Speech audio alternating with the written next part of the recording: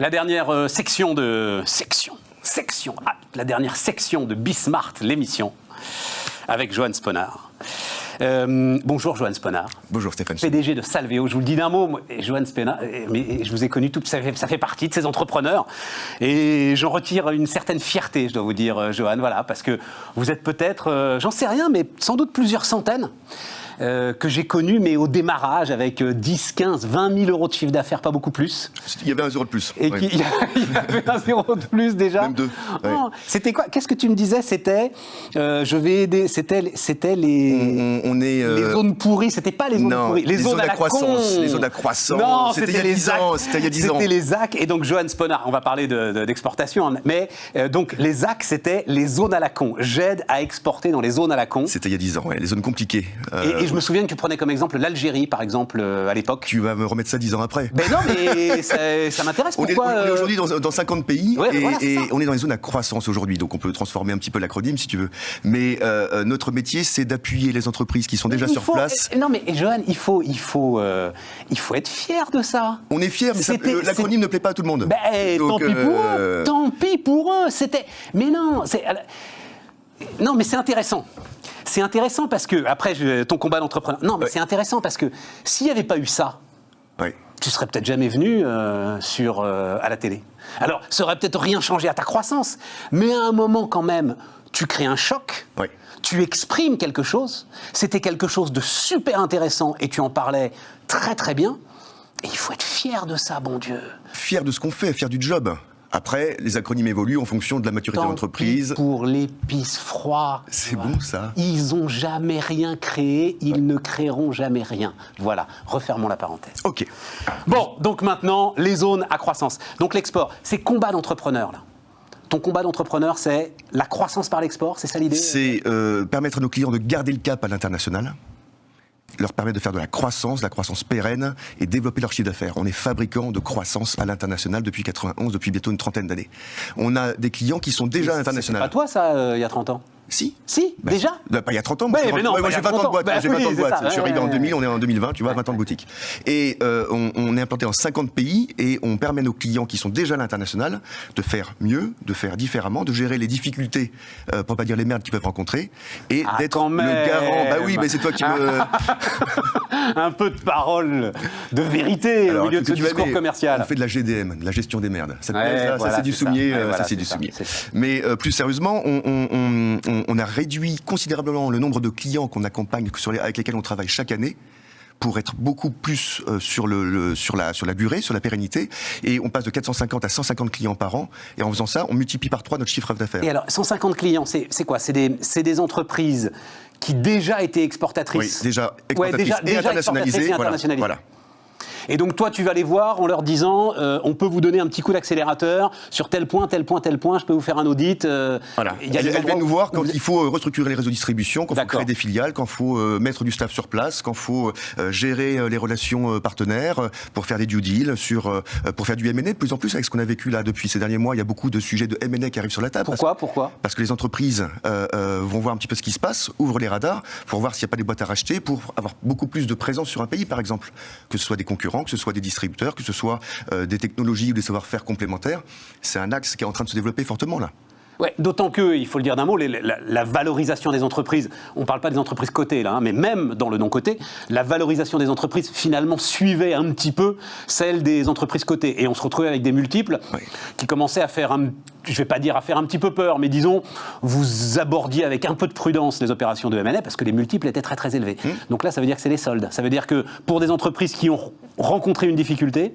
Il y a des entreprises... Nos clients regardent de plus en plus leurs petits copains, et ça, on le fait pour eux sur tous les pays. On est implanté dans 50 pays, donc on va regarder un petit peu les petits copains, la santé financière, comment ils sont. Certains des petits copains en question n'étaient pas forcément très en place ou venaient un petit peu avant la crise. Il suffit d'avoir été pris en porte-à-faux à un moment par cette crise. Et là, il y a des trucs intéressants. Vous pouviez avoir un très très bon business. Mais pas forcément avec une approche de requin un peu... voilà, avec une approche... Un peu quand même. C'est pas un gros mot, tu vas me dire. Mais surtout pour garder la compétence et aller plus vite et garder les compétences locales. Ça, c'est intéressant. Donc ça, c'est notre combat. Et le deuxième combat qu'on a, c'est justement, nous, de réinventer notre métier. Parce qu'avec ce qui se passe là, on peut plus voyager, on pourra pas forcément beaucoup. C'est ça qui m'intéresse. Comment on fait l'international dans un contexte où on peut moins prendre des zingues. Comment ? Et donc là, on bridge parce que nous, on est implantés sur place avec nos filiales, nos boutiques, nos collaborateurs. Et donc, on permet à nos clients à la fois de réorganiser leur structure côté France, de travailler beaucoup sur la stratégie, sur la transformation des entreprises. Et nous, on est en local. On est l'avant-vente, le pendant-vente, la négo et l'après-vente. Ouais. Et on offre tout le service de déploiement local. Ouais. Localement. D'où cette idée de ne pas avoir trop de clients, parce que... on peut même partout. Ouais, voilà, c'est un énorme boulot, quoi. Mais c'est un énorme boulot. Ouais. Et donc, en se réinventant, on modifie les lignes et on est en train de mettre de la techno dans nos services. 2 exemples de techno. Salon et stand. Alors attends, parce qu'on n'a pas encore dit. Donc l'entreprise, c'est toujours Salvéo. Groupe Salvéo. Groupe Salvéo depuis le début. Oui. Quel chiffre d'affaires aujourd'hui 2020, ce sera une vingtaine de millions d'euros. Ouais. Dans un groupe qui fait 130 millions d'euros, le groupe Adit. D'accord. Voilà. Et nous-mêmes, on a fait pas mal d'acquisitions depuis ces derniers mois. On a une 4e acquisition. On a fait 3 acquisitions récemment avant le Covid et une 4e qu'on va boucler bientôt. Qu'est-ce que tu achètes ? C'est quoi les acquisitions que tu achètes ? Des équipes, du know-how, du savoir-faire, des compétences sur des. Mais en France ou à l'international ? Les deux. Les deux. Les deux. Donc on renforce nos dispositifs en profondeur, en largeur, on surdimensionne nos dispositifs pour être encore plus en proximité de nos clients. Adit, c'est ce groupe qui fait aussi de l'intelligence économique ? Absolument. Ah, avec un patron assez formidable. Philippe Caduc. Voilà, exactement. Ouais. Que tu avais reçu il y a quelques temps. Mais oui, qu'il faut qu'on fasse venir d'ailleurs. Ouais, et très belle boutique. Mais il y a, lui-même t'a racheté, c'est-à-dire le rachat. Ils sont rentrés au capital, voilà, c'est ça. Il y a quelques années. D'accord. Et on a pris une dimension incroyable parce que justement, on a une offre très très très large, avec une clientèle géniale de boîtes qui font ETI, vraiment internationalisées, et qui ont compris que c'est pas depuis la France qu'on fait du business. Et on ne travaille pas pour les aider à l'export, on travaille pour les aider à l'international. Mais... Un exemple très concret. Je vais revenir sur mes 2 technos, tu vois, c'est absolument incroyable. Un exemple très concret, on lance, et là c'est une annonce que je fais aujourd'hui en direct. Waouh, les amis, annonce en direct. Le groupe commando de l'international, le club Salvéo à la rentrée, avec pour booster les boîtes en mode commando. Mais c'est quoi, ça veut dire quoi ça ? On va former par petits groupes de 10 nos clients, les dirigeants d'entreprise sur l'international. On bosse avec eux, c'est des programmes avec une méthode qui s'appelle Stratexio, qui a été développée à l'initiative du MEDEF. Et donc le programme existe de formation, on fait progresser les patrons sur la strat, sur des sujets très opérationnels, et on les emmène en collectif sur les pays. Le commando. On veut éviter que les boîtes aillent à l'export avec des tongs. Donc on les fait passer des tongs à la chaussure de rando, tu vois. Et après, tu vas me reprocher de réutiliser tes formules. Mais est-ce qu'il n'y a pas une dynamique qui risque d'être cassée ? Oui. Parce que c'est formidable de pouvoir effectivement faire le bridge, comme tu dis, oui. Mais enfin, c'est compliqué d'aller faire de la prospection commerciale quand on ne peut plus voyager. Mais c'est plus possible. Et, voilà, et quid des équipes export qui sont en France et qui ont le métier de voyager partout. Qu'est-ce qu'on fait de ces équipes-là ? Comment on les réorganise à l'intérieur des boîtes ? Et alors, qu'est-ce qui se passe ? Eh bien, justement, elles vont devenir, et on est en train de réfléchir là-dessus avec nos clients, elles vont devenir des espèces de centres de hub de coordination technique, produit, pitch, etc. côté France pour apporter encore plus de services, mais à distance par rapport à leurs distributeurs, agents, filiales, etc. Et nous, on fait encore une fois toute la partie locale. Et on est un petit peu, pour faire simple, leurs filiales externalisées. Oui, je comprends. Mais voilà. On peut, à distance, entretenir un réseau sans doute, faire de la prospection, c'est possible aussi. Depuis la France... ouais, c'est vraiment pas possible. Aucun intérêt. Aucun intérêt. Ou alors tu vas dire, tiens, celui-là, je trouve pas mal, tel distributeur, tel partenaire, mais tu sais pas ce qu'il y a de l'autre côté. Ouais. Il peut te dire tout ce qu'il veut. Je connais 1 milliard de Chinois qui sont les meilleurs distributeurs du monde. Je connais 1 milliard d'Indiens qui sont les meilleurs distributeurs du monde.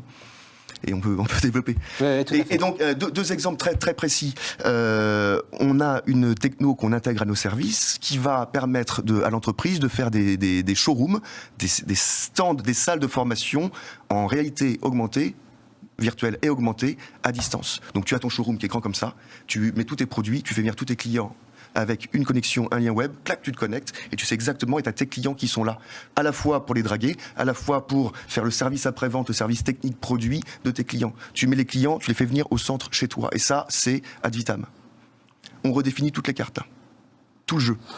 C'est intéressant. Et puis ça, c'est des éléments qui peuvent rester. Et ça reste. Derrière. Et ça reste. Ouais. Et j'imagine que les coûts sont très très réduits d'organiser quelque chose comme ça par rapport à un salon. Et finançable. Et sur un salon, les salons physiques, il y en a encore qui vont exister demain. Mais salon physique, ça peut être le salon, le stand virtuel, c'est aussi la prolongation du salon physique. Bon, Johan, tu m'as vendu ta boîte, mais c'était pas vraiment combat d'entrepreneur, quoi. C'est pas. Non, je comprends. Vive les vendeurs, il n'y a aucun problème. L'énergie que je mets dedans, c'est ça. C'est notre combat, notre détermination, c'est la croissance de nos clients. Nos clients sont bons sur leur dispositif industriel, sur leur marque, sur leur savoir-faire. Sur les pays, tu ne peux pas être bon partout. Depuis combien de temps maintenant 10-15 ans que tu dois travailler à l'export. 20 ans que tu travailles sur l'export. Est-ce que tu sens... Alors, je ne sais plus combien, le chiffre, c'est quoi 200 000 exportateurs en France sur 3,5 millions de boîtes.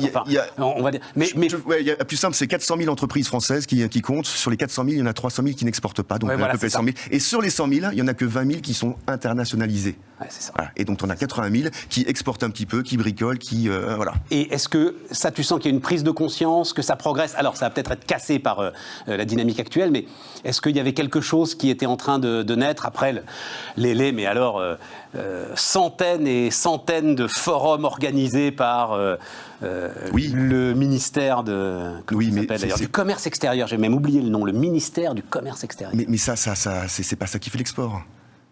C'est pas ça qui fait l'export. Et on est toujours au même niveau aujourd'hui.